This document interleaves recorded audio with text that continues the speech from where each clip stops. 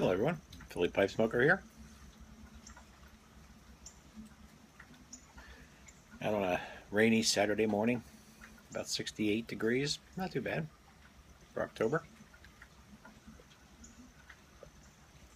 We're getting the remnants of all those bad storms that came across the country. Thankfully, they're not hitting us very hard at all, but hopefully everyone, if anyone here in the community has experienced that bad weather, I hope everything's fine.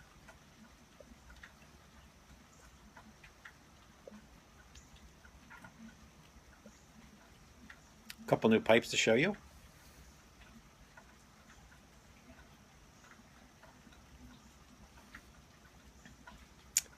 A 1960s GBD collector with I gotta tell you, I think it's a faked plateau at top because it looks like it has some tool marks. I could be wrong. Kind of neat looking though. Haven't been able to find very many of these out there. Square shank, which I kind of like. Lucite. It's not lucite. I forget the name of the actual stem material, but you can see it's pretty clear.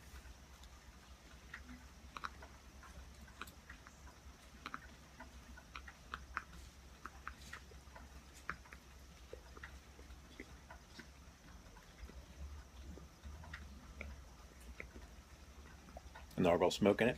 And I'm smoking some 2011 Christmas cheer from McCullen.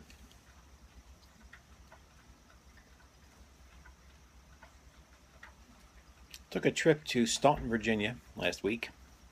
It's in the Smoky Mountain, Shenandoah Valley area.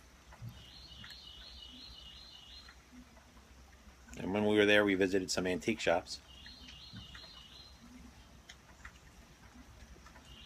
And I found this 1960s, we think 1970s baby corncob, Missouri Meerschaum, with a diamond shank and stem.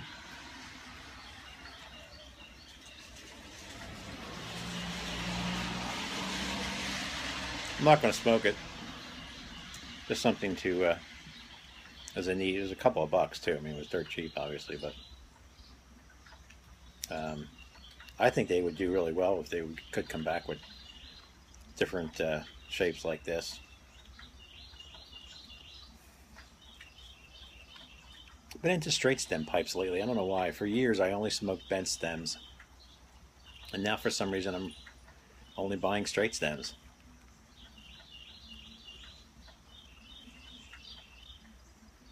This thing is so light, and you figure the briar is from the late 50s, early 60s possibly. But I've been looking for a square shank, which I don't think I have any of. Pretty long pipe too. It's about 6.5 inches.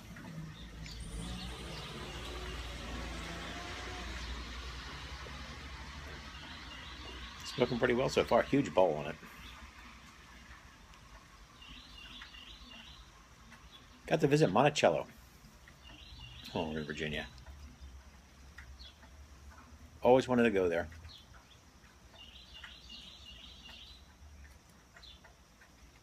It's beautiful. It's set on top of a hilltop.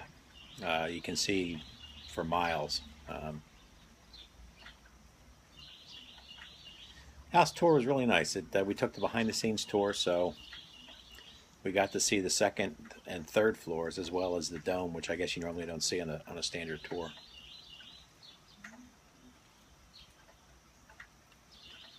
And the grounds are beautiful. They're in the midst of making some restorations outside even too. Myself living in a smaller house that I wouldn't consider to be too small, about 1,400 square feet. It was intriguing to see that when he first moved there, he built a 2-story dwelling. And I believe the kitchen and storage, cold storage was downstairs, and then the living area was upstairs. And it was no more than 12 feet by 15 feet.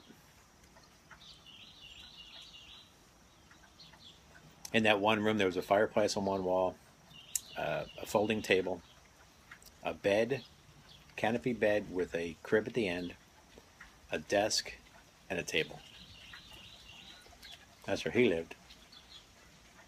And his wife, when he got married a couple years later, he and his wife moved in, had their first child there, hence the crib.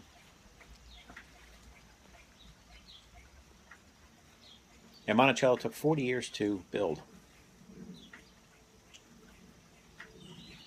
His wife never saw the finished product.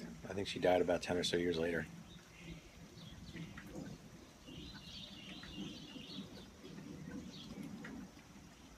So if you get a chance to do that, I mean, I think you would enjoy the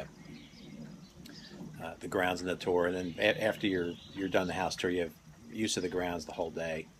It's just nice. It's pretty.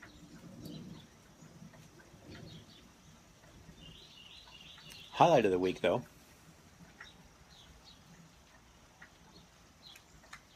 On Thursday, I got to go over and finally meet Guy Witherspoon.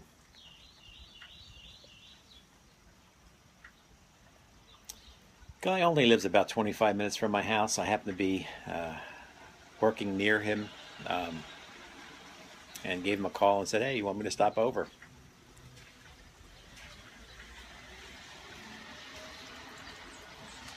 Guy's he's a hell of a nice person.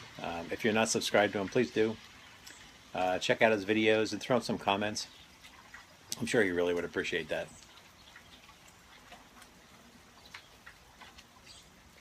Guess we visited for about an hour, hour and a half. Got to meet his lovely wife Deborah. If you watch his videos, she makes a cameo once in a while on the videos. Also his son, it's funny because Guy was instrumental in two things I'm doing right now. One is smoking this pipe. He has a GBD with this same clear stem, and every time he smoked it, in fact I got a chance to see it, I thought, man, I really would like to have a GBD with that clear stem. So that's the reason why I bought this.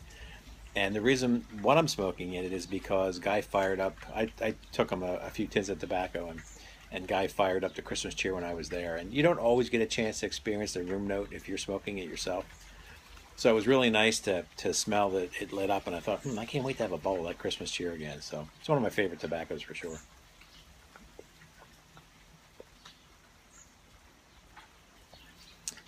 And another acquisition.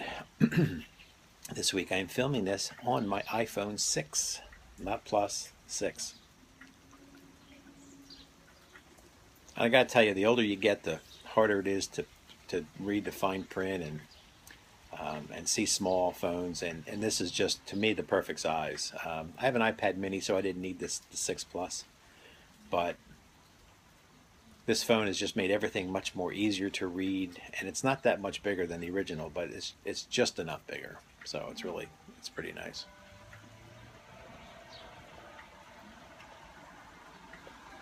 Anyway, guys, I'm going to sign off.